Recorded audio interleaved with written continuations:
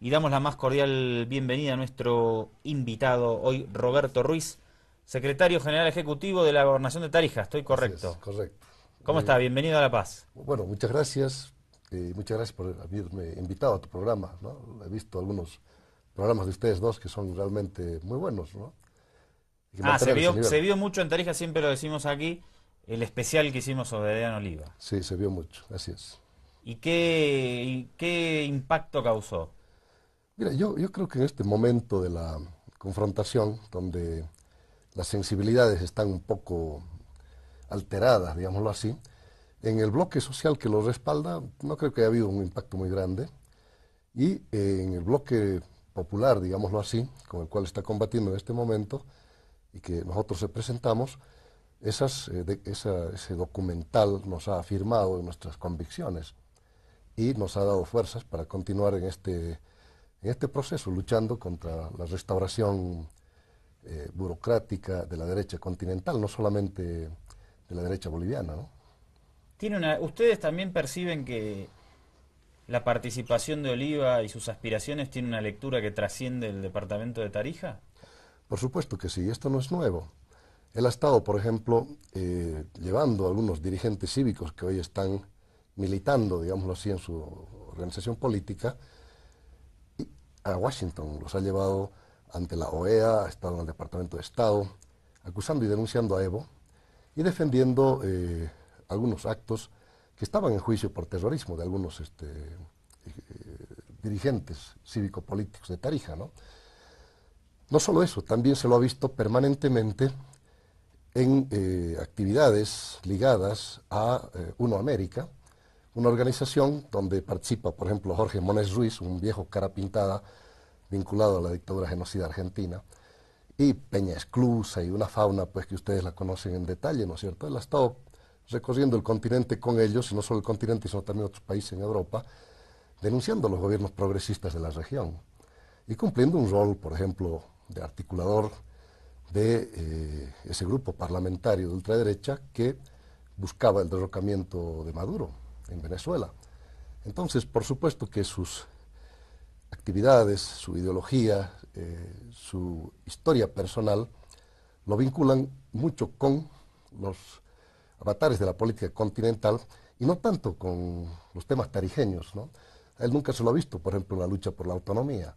No conocemos un solo escrito, una sola acción que haya hecho desarrollando esta idea y esta propuesta. Lo que es más, yo recuerdo todavía al jefe de Oliva, Goni Sánchez, solía decir que iban a haber prefectos electos por encima de su cadáver. Y era cuando nosotros estábamos en la dirección cívica y éramos evangelistas de la autonomía, dando vueltas por todo el país predicando por la reforma autonómica. De manera que no se lo conoce mucho y su fuerza no deriva tanto de su carisma personal o de los hechos que haya, o actos que haya hecho en Tarija, sino básicamente del bloque social que los respalda. ¿Por qué dice que su jefe es Goni Sánchez? Pues él trabajó de viceministro de gobierno del vicepresidente de Goni, que Sí. era Carlos Mesa, y antes de eso, en la FUL y en las pocas actividades que le conocen como dirigente universitario, él ha sido un dirigente del gonismo.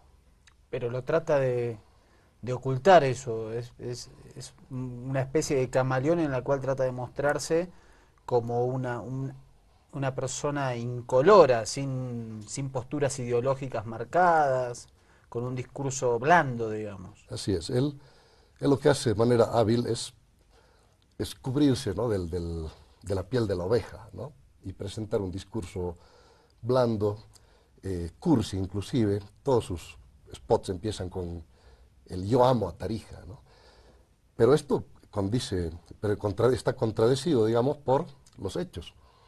A ver, deberían ustedes preguntarle, por ejemplo, al cívico Bayard, que ha estado preso y que se ha sometido a un juicio abreviado, cuando se daban los violentos conflictos de septiembre del 2008, el país estaba casi encaminado a una guerra civil, y el bloque conservador de Cosío, Oliva, que era su asesor directo, porque de ser asesor del Ministerio de Gobierno, el que alquila sus servicios posteriormente es Cosío, también en la parte de gobernabilidad. Y él se encargaba obviamente de garantizar gobernabilidad, entre comillas, que significaba obviamente muchas cosas. Él fue el que paseó alimentando esas tendencias más radicales, y en el Chaco se desataron eventos calamitosos, ¿no? Dinamitazos, movilizaciones violentas, un asalto al mercado campesino que dio lugar a... Cuando ocurrió esto, Adrián Oliva ocupaba un puesto destacado en la administración de Claro, Mario él era Cosío. asesor en gobernabilidad, él estaba a cargo de mantener justamente a raya, entre comillas, a todos los revoltosos, ¿no? Está bien decir que era como una especie de ministro de gobierno de Cosío. Así es, ese es básicamente el equivalente. De viceministro de gobierno de Goni y Carlos Mesa a viceministro de gobierno de Cosío, con esa experiencia. Pero además yo creo que en esos momentos son aquellos momentos en los que empiezan sus contactos con los servicios de inteligencia, que ustedes muy bien relatan en su documental. Ujú. Pero él además es conocido en Tarija como el organizador de la violencia. Una cosa es, no sé, participar, apoyar, pero como número 2 o 3 del gobierno. ¿Él es indicado como el organizador de esa violencia?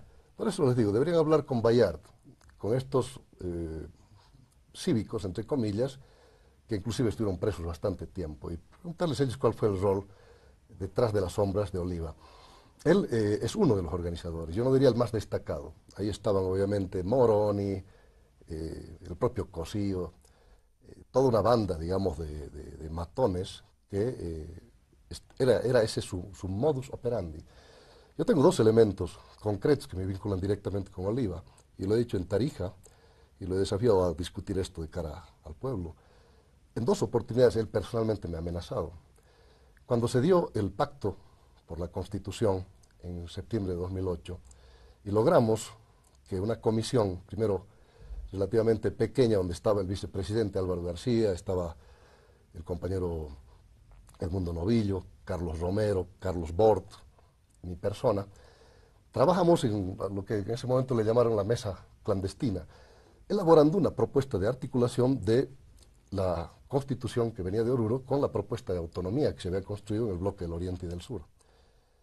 Cuando logramos una masa crítica, digámoslo así, de una propuesta contundente, clave, que permitía que el país se encamine por la vía del diálogo y no de la violencia, el presidente Evo nos autorizó a ir a Tarija. Fuimos a Tarija, hablamos con las instituciones que estaban al borde realmente de una crisis muy profunda, y eso nos permitió articular el diálogo de Cochabamba. Eso fue un día viernes. El día lunes, que estábamos acá, esperando con Álvaro García en el Palacio de Gobierno, no vinieron. Cosío se había hecho gas, como se dice. El día martes, ¿no es cierto?, en un intento desesperado de frenar el diálogo, porque advertían ya que Tarija estaba apartándose del camino de la violencia, por entrar a un camino mucho más inteligente de diálogo, desataron la violencia en Santa Cruz, asaltaron en las oficinas del gobierno, recuerdan todo ese día de violencia en Santa Cruz. Tampoco llegaron el día martes, seguía perdido el señor Cosío. El día miércoles, el mismo intento se reproduce en Tarija, y estas hordas asaltan el mercado campesino y lo ponen bajo sitio por muchas horas, cerca de 10, 11 de la noche se puede recién calmar la violencia. Un chico perdió la mano haciéndosela volar con una dinamita, a pedradas, quemaduras, lo que ustedes quieran. Tampoco vienen el día miércoles. Entonces hablamos con el otro grupo de la comisión, que estaba formada por el entonces rector don Carlos Cabrera y por el actual alcalde don Oscar Montes, para decirles vengan sin Cosío, porque él tiene algún tema con el CONALDE que no ha resuelto todavía. Ellos estaban aprestándose a venir el día jueves, cuando se desata la masacre de Pando. Esa masacre altera radicalmente el escenario del país. Como ven, son 3 hechos sucesivos en los diferentes departamentos controlados por este bloque oligárquico, digámoslo así, y el Estado se apresta a desatar una violenta represión, porque ya no era aceptable el número de muertos, ni las acciones estaban cobrando un carácter realmente fuera de control. Es en ese momento que sale del agujero Cosío y le dicen, andate nomás a La Paz y trata de controlar esto, o generar una condición para ir al diálogo, porque de verdad esta situación ya excede cualquier posibilidad de control por nuestra parte. Entonces sale Cosío y viene con el grupo. Es ahí que, bueno, con anécdotas más, anécdotas menos, entramos y hacemos el primer documento que fija las condiciones para el diálogo de Cochabamba. En todo ese periodo ha participado Oliva, Lea Plaza, el otro asesor que tiene otro primo ahí, Lea Plaza, un muchacho que estaba en la comisión. Ellos han participado en todas estas acciones. Entonces no se puede decir que ellos, digamos, estaban al margen o detrás, sin hacer nada, sin responsabilidades. Él en ese cargo era uno de los principales articuladores, repito, de las acciones tendientes a fortalecer la corriente oligárquica y además de reprimir a los campesinos en el mercado. Pero ahora en la campaña se muestra otra cosa. Sí, Perdón, sí. me fui por una de las ramas, ¿no? Sí. Te estaba diciendo, yo tengo dos experiencias concretas sobre eso. Sí, perdón. Dale. Sí, disculpa. Al poco tiempo, cuando aprobamos en el Congreso la nueva Constitución, nos vamos a Tarija, entramos al Comité Cívico y le explicamos que habíamos incorporado un capítulo enteramente nuevo de autonomía y que habíamos modificado más de 200 de los artículos más irritantes, digámoslo así, que provenían de la Constitución de Oruro. Y que ese pacto nos daba una nueva Constitución y además pacificaba el país. Todos aceptaron, menos Cosío, menos Oliva. Poco tiempo después, cuando Cosío y Oliva intentaron arrastrar en el referéndum a todas las fuerzas vivas al no a la Constitución, y se hicieron algunas reuniones, yo participé en ellas y fui víctima de las agresiones, silbatinas y maltrato de estas bandas fascistas, ¿no? El hecho es que en un momento de esos, en una mesa, se acercó Oliva y me dijo que me cuide, porque de otra manera ellos iban a mostrarme lo que era su capacidad para operar en contra de un disidente como yo. Entonces le dije, pues, que ojalá que lo operen en primera persona. Hubiera sido un gusto para mí tenerlo en esas condiciones. Pero, como todo cobardón, el tipo se fue por ahí y empezó a articular a estas bandas que, nuevamente, a la salida de ese evento, intentaron maltratarme. Fíjate que poco tiempo después, en una de las elecciones, él ya de candidato a diputado, tenía su grupo político un mitin en el Parque Bolívar. Un poco más abajo, 2 cuadras, está la casa de mi suegra. Mi mujer había tomado la vagoneta, la parqueó, una vagoneta vieja, modelo 87, que todo el mundo la conoce en Tarija. La parqueó en la puerta. Pasaron por la casa y dijeron, aquí está el traidor, porque cualquiera que no defiende sus bolsillos, ¿no es cierto?, es un traidor, obviamente, a sus intereses. Y inmediatamente apedrearon la vagoneta, tiraron piedras a la casa, habían ancianos, estaba mi hija chiquita, una acción realmente delincuencial y abusiva. Autor, Oliva, y se lo dije, se lo reclamé varias veces. De esas tiene varias. Entonces, detrás de esa cara de mosquita muerta, está pues un operador de alto nivel de los servicios de inteligencia que no tiene ningún escrúpulo en las más sucias acciones de la política para lograr sus objetivos. Últimamente, por ejemplo, he estado plantando micrófonos y interviniendo teléfonos de dirigentes del MAS en Tarija, adulterando los audios que se obtenían y presentándolos en los medios con una agresividad impresionante, tratando de descalificar a sus oponentes, violando el principio constitucional de derecho a la privacidad. Y fraguando documentos como en el caso electorales. Estamos charlando con Roberto Ruiz, secretario general ejecutivo de la Gobernación de Tarija. Te propongo que hagamos un cortecito aquí, el último en nuestro programa de hoy. Me parece que la charla está muy jugosa y al regreso seguimos en esta entrevista. Dale.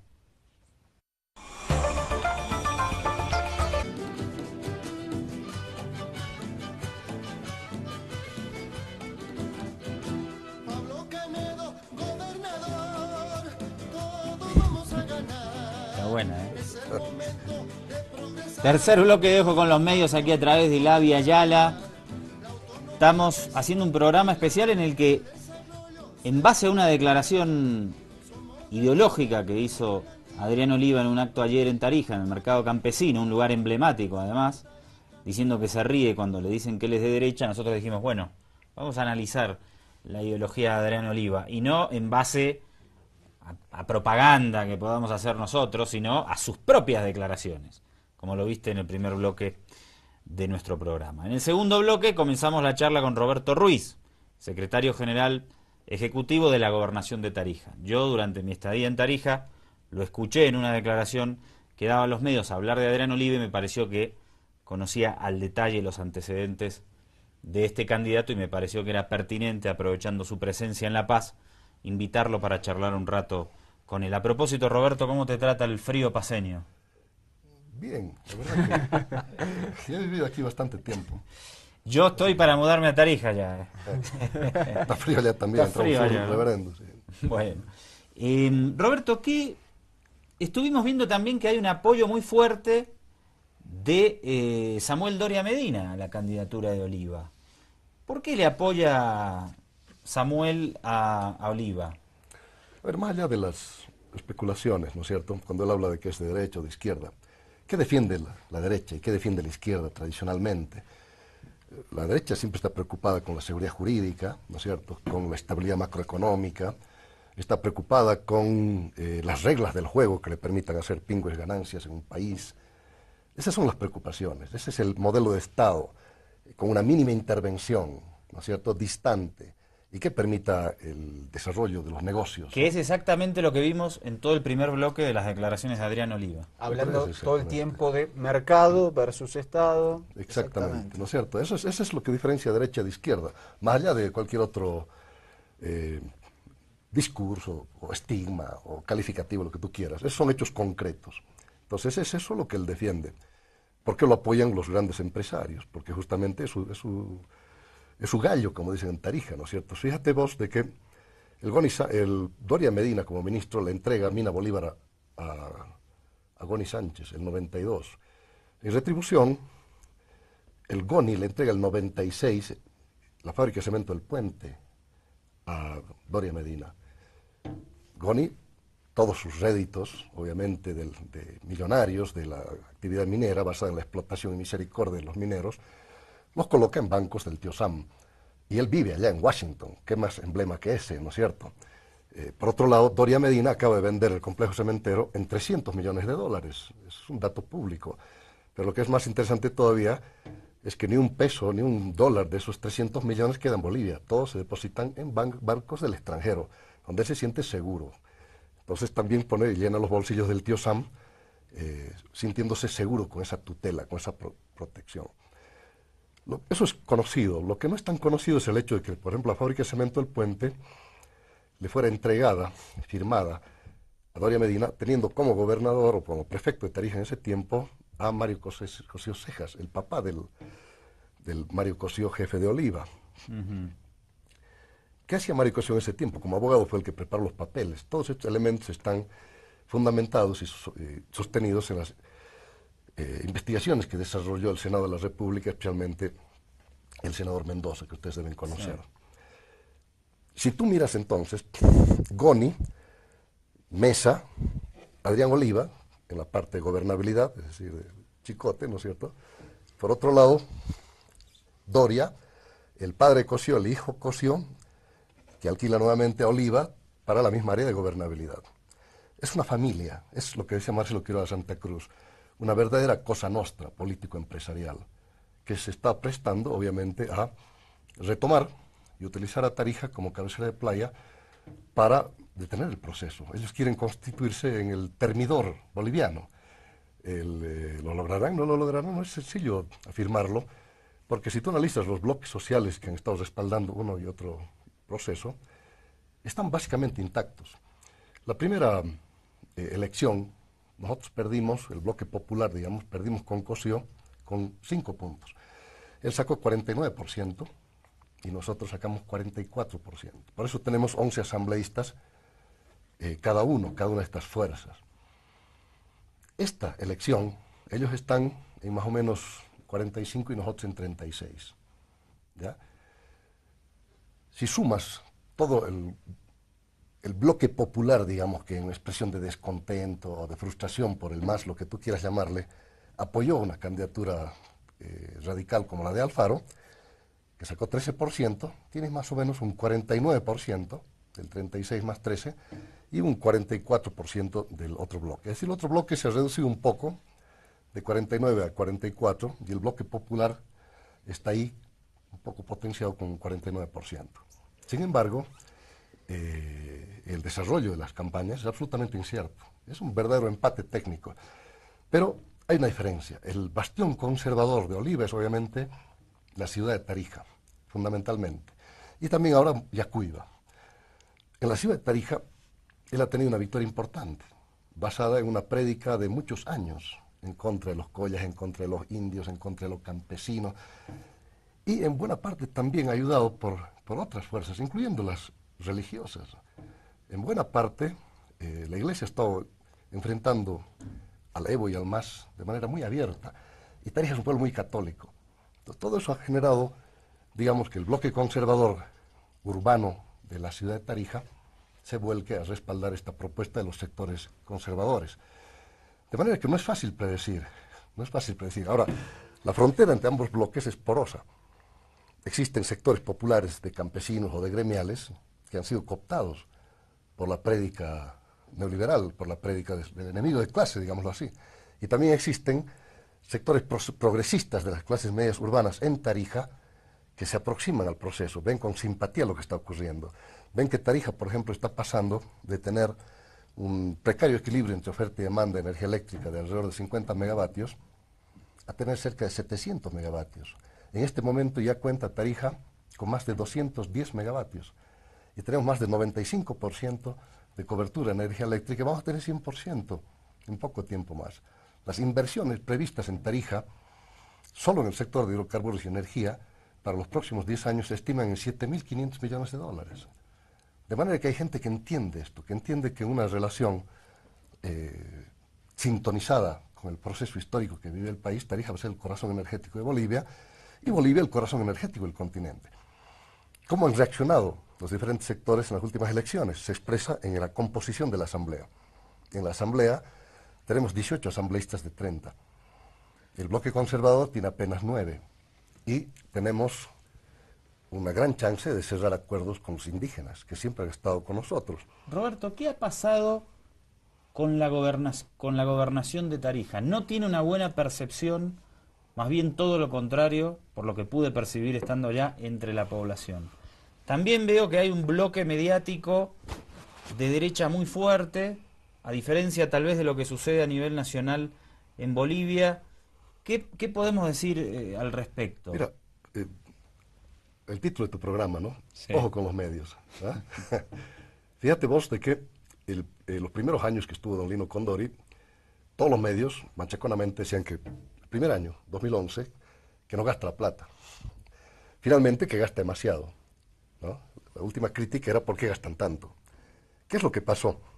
Don Lino Condori organizó de una manera visionaria una gobernación profundamente democrática y transfirió el 85% de la inversión pública a unidades seccionales desconcentradas de la gobernación que tienen para la gestión de sus recursos autoridades electas en esos niveles. Es un diseño de autonomía muy interesante el de Tarija.